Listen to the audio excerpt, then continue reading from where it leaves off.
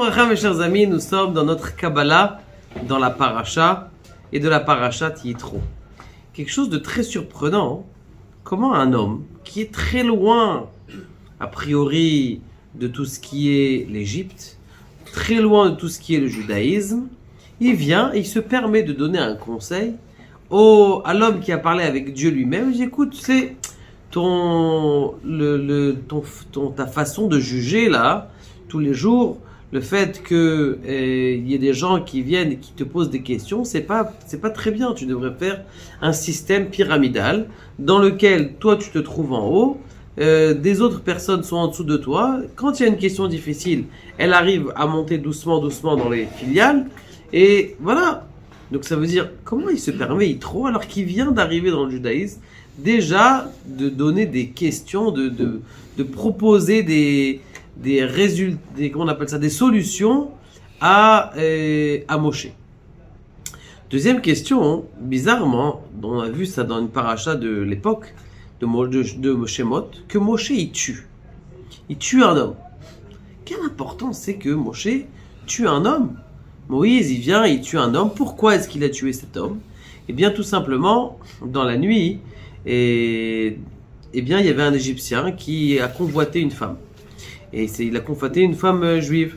Ce qui s'est passé, c'est qu'il a tapé à la porte, il a dit, viens, espèce d'esclave, j'ai besoin de toi. Il a pris cet esclave, il l'a amené faire un travail quelconque, et lui-même, il est rentré dans la maison, et il a eu un rapport avec cette femme-là. Maintenant, le lendemain matin, comme il avait peur, cet homme-là, qu'il soit, comment on appelle ça, qu'il soit reconnu, eh bien, ce qu'il a fait tout simplement, c'est que il a demandé il a commencé à frapper le juif. Alors, lorsque l'hébreu, il se fait frapper, Moshe, il voit ça, il dit que pourquoi il le frappe et tout ça.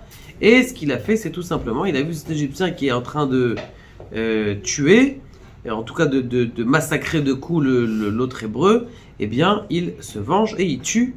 Il le défend plutôt, self-défense, et il tue l'Égyptien. Bien sûr, ça lui cause à Moshe de se sauver où ça, et a priori chez Yitro, il y en a qui disent en Éthiopie, et verroulé. D'accord, donc a priori, ça aurait été un beau midrash, comme d'autres midrashim qu'on ne raconte pas sur Moshe. Je vais vous raconter un midrash. Une fois, il y avait justement en Éthiopie, il y avait une forteresse qui avait été faite, et il y avait plein de serpents qui ont, comment on appelle ça, qui ont pris qui a été autour de cette forteresse. Ils voulaient absolument rentrer dans la ville.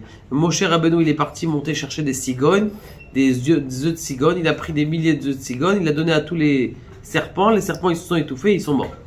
Vous avez entendu cette histoire-là? Vous n'avez pas entendu ça? Elle n'est pas beaucoup dans la Torah.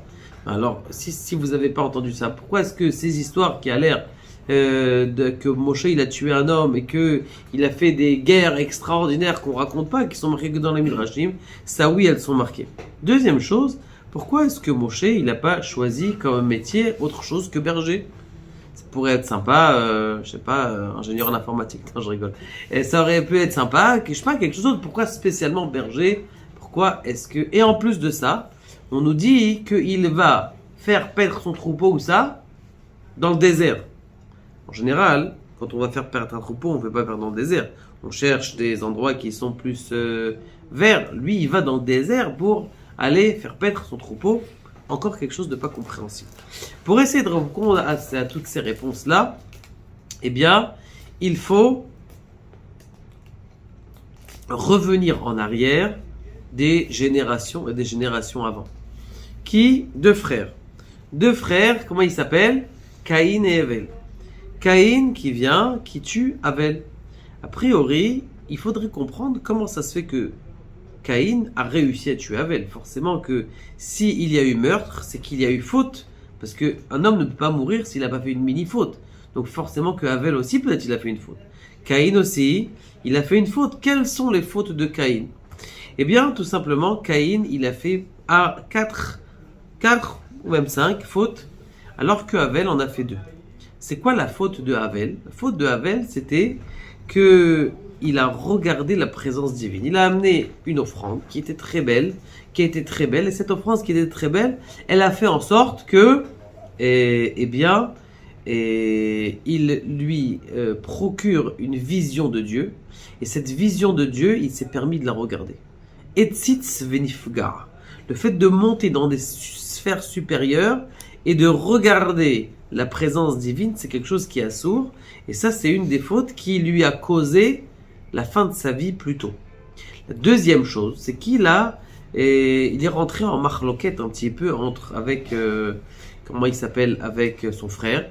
Il lui a dit, écoute, on va pas séparer la terre, mais moi je veux prendre la terre, toi tu vas prendre les biens qui sont sur la terre. Donc ils ont commencé à se battre l'un l'autre, il a commencé à faire une histoire. Ça, c'est les fautes de Hevel. Maintenant, les fautes de Caïn, elles sont quoi? Les fautes de Caïn, c'est tout simplement, vous la connaissez, la première, c'est le fait qu'il ait tué. La deuxième, c'est que lorsqu'il a tué et qu'il s'est fait éjecter du Gan Eden, ou il s'est fait éjecter de la présence divine, eh bien, il a dit let din velet dayan. Il n'y a pas de jugement. Il n'y a pas de juge, pas de jugement. Dieu, il a mal jugé. En plus de ça, lorsqu'il a donné une offrande. Quelle offrande il a donnée? Essayez d'imaginer. Du pishtan. C'est quoi du pishtan? C'est du lin. Des graines de lin. Vous savez ce que c'est des graines de lin? C'est vrai que c'est bon pour la santé, mais c'est rien du tout. Tu vas donner des graines de lin au Melech Malcha Melachim qui t'a donné la terre entière. Donc c'est bizarre. Donc première chose. Troisième chose qu'il a faite, eh bien il y avait, vous savez, une jumelle qui sont nées avec les jumeaux Caïn et Hevel. Des jumelles. Maintenant, lorsque Caïn est né, eh bien lui, il a eu une jumelle. Lorsque Hevel est né, il a eu 2 jumelles. Il a dit, pourquoi lui il a 2 femmes et moi j'en ai qu'une? C'est pas normal. Et donc c'est pour ça qu'ils ont commencé à se prendre, à se chamailler. Et ce qui s'est passé, c'est marqué lo yuchal se'et. Se'et, c'est les mêmes lettres que le mot échet. Échet, ça veut dire une femme. La troisième chose, c'est qu'une fois qu'il a tué, qu'est-ce qu'il a fait? Enfin, la cinquième chose, c'est qu'une fois qu'il a tué, eh bien, ce qui s'est passé, c'est qu'il lui a volé tous ses biens, il lui a volé son berger. Maintenant, là, on revient à notre histoire. Il faut absolument un tikkun, c'est-à-dire une réparation à ces fautes-là. Comment est-ce qu'on va faire une réparation à ces fautes-là? Eh bien, c'est simple, mes chers amis. On va refaire revenir Caïn et Hevel, on va les refaire revenir dans une réincarnation. Dans quelle réincarnation? Moshe et, attention qui? Yitro. Je dis pourquoi attention qui Yitro? Parce que, en vérité, Caïn va revenir en Gilgoul dans 3 parties. Comme vous le savez, dans l'âme de l'homme, combien il y a de parties? Il y a 3 parties. En vérité 5, mais on va parler de 3. Nefesh, Ruach, Neshama, c'est 3 éléments qui sont à l'intérieur de chacun de nous. Le Nefesh, c'est ce qui nous donne la force de faire des actes. Le Ruach, c'est ce qui nous donne la force de dire des paroles. Et la Neshama, c'est ce qui nous donne la force de penser. Donc ça, c'est ce qui est à l'intérieur de chacun de nous. Maintenant, comment est-ce qu'on va arranger ça? Eh bien, au fur et à mesure du temps. Moïse et Moshe, eh bien, il doit, comment on appelle ça, récupérer son nefesh. Comment est-ce qu'il se fasse? Eh bien, il y a un Égyptien là-bas. Dans cet Égyptien là-bas, il y a en vérité Caïn, son frère. Lui, il s'est fait tuer et lui, maintenant, c'est lui qui va tuer. C'est lui qui va tuer. Donc, c'est la raison pour laquelle on raconte Véhémet dans la Torah cette histoire. C'est quoi dans la Torah? On raconte quelle histoire? On raconte cette histoire de dire que, eh bien, Moshe, il va venir et il va tuer, comment il s'appelle? Il va tuer l'Égyptien. Moshe, il va venir, il va tuer ces Égyptiens comme lui, il s'est fait tuer à l'époque. Là, il a été metaken, le nefesh. Maintenant, ce qui se passe, c'est que Moshe Rabbeinu, une fois qu'il a tué cet Égyptien, il est obligé de se sauver. Parce qu'il a entendu, il a été mis en, comment on appelle ça, on l'a soupçonné, et on a dit que c'est le fils du roi, et donc il s'est sauvé. Quand il se sauve, qu'est-ce qu'il va? Il retourne, il rencontre qui? Il rencontre les filles de Yitro. Et là, on dit quelque chose d'extraordinaire. C'est que, en vérité, Yitro, c'est qui? C'est le Gilgoul aussi de Caïn. Puisque le Mitzri, maintenant, l'Égyptien, eh bien, il est mort. Maintenant, on passe au deuxième tikkun. C'est qui le deuxième tikkun de la partie un peu plus élevée? C'est ce qu'on appelle le ruach, le souffle divin. Et lorsque le souffle divin, il arrive, eh bien, ce qui se passe, c'est tout simplement, c'est que, eh bien,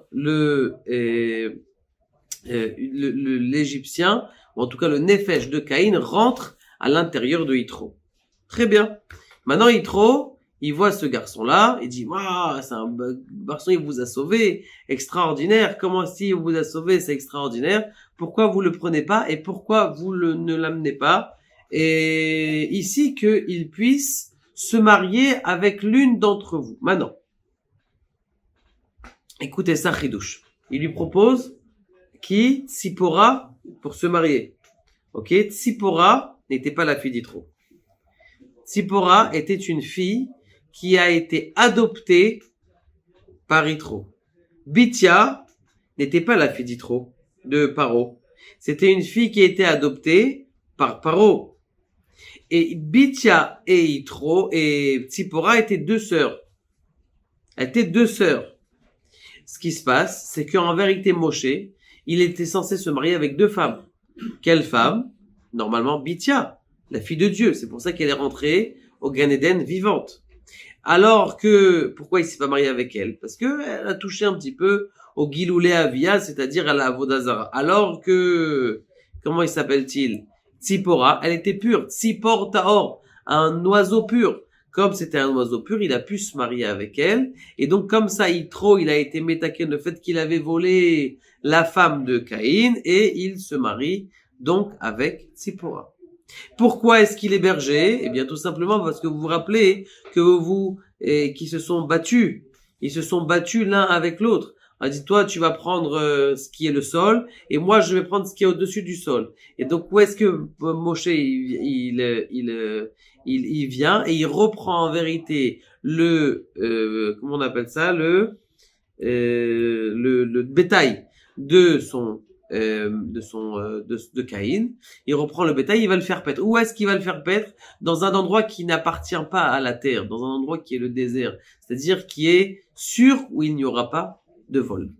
Ça a arrangé exactement tout le problème entre Yitro et Moshe Rabbeinu, que la boucle est bouclée, ça s'est arrangé. Maintenant, Evel, est-ce que lui, il va avoir un tikkun? Moshe Rabbeinu, il a besoin d'avoir un tikkun? Oui, il a besoin d'avoir un tikkun. Qu'est-ce qui s'est passé? Ah, attendez, j'ai pas fini. Il manque le conseil. Comment ça se fait que Yitro, il donne un conseil de faire des jugements, que les jugements, ils soient bien faits? La réponse, elle est comme ça. Elle est toute simple.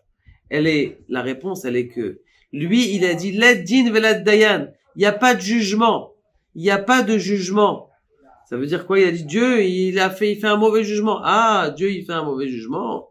Alors maintenant, je vais venir chez Moshe Rabbeinu, je vais lui conseiller et je vais lui dire de faire un bon jugement. C'est quoi le bon jugement que Dieu, il demande que Moshe demande que Yitro demande à Moshe de faire? Eh bien, ce jugement-là qui va bien arranger le processus de tout ce qui est la justice. Et donc ça, c'est pour ça que Yitro, en vérité, il se permet de donner des conseils à Moshe. Pourquoi il se permet de donner des conseils à Moshe? Tout simplement parce que, en vérité, c'était le tikkun, la réparation de ce que lui, il a dit, il n'y a pas de jugement dans le monde.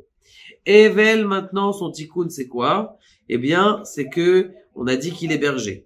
Moshe, il est berger. Maintenant, la deuxième chose, et il avait regardé, on a dit qu'il a vu la grandeur divine. Comment est-ce qu'il va arranger ça de la grandeur divine? La réponse, elle est simple. Elle est qu'il va arranger la grandeur divine en une chose, c'est que lorsque Moshe Kadosh Baruch Hu, il se présente à lui au buisson, il fait Yareh Mehabit, il regarde pas Dieu, il dit non, je veux pas regarder ça. Et comme il regarde pas ça, eh bien là, il a arrangé son tikkun de Caïn et de Havel. Donc comme ça, les 5 fautes qu'il y avait de Caïn et de Havel, eh bien, Caïn, il avait donc le fait qu'il a tué, il s'est fait tuer par les Égyptiens. Il a l'otachmot, c'est-à-dire qu'il a envié la femme de l'autre. D'ailleurs, tachmot, c'est Gematria 452 et c'est aussi la Gematria de jumelle, la deuxième jumelle. Donc 452, ça c'est la deuxième faute. Renier Dieu, il a renié le jugement, la justice. eh bien maintenant il a remis la justice en place et il a volé le bétail de son frère et il a rendu le bétail à Moshe Rabbeinu. Et Havel, lui, il n'a pas regardé Moshe Rabbeinu, il n'a pas regardé le buisson et il a fait paître le troupeau qu'il avait reçu, mais dans un endroit qui n'est pas une terre, c'est-à-dire qui n'appartient à personne dans le désert. Baruch Adonai, l'Olam, Amen, Amen.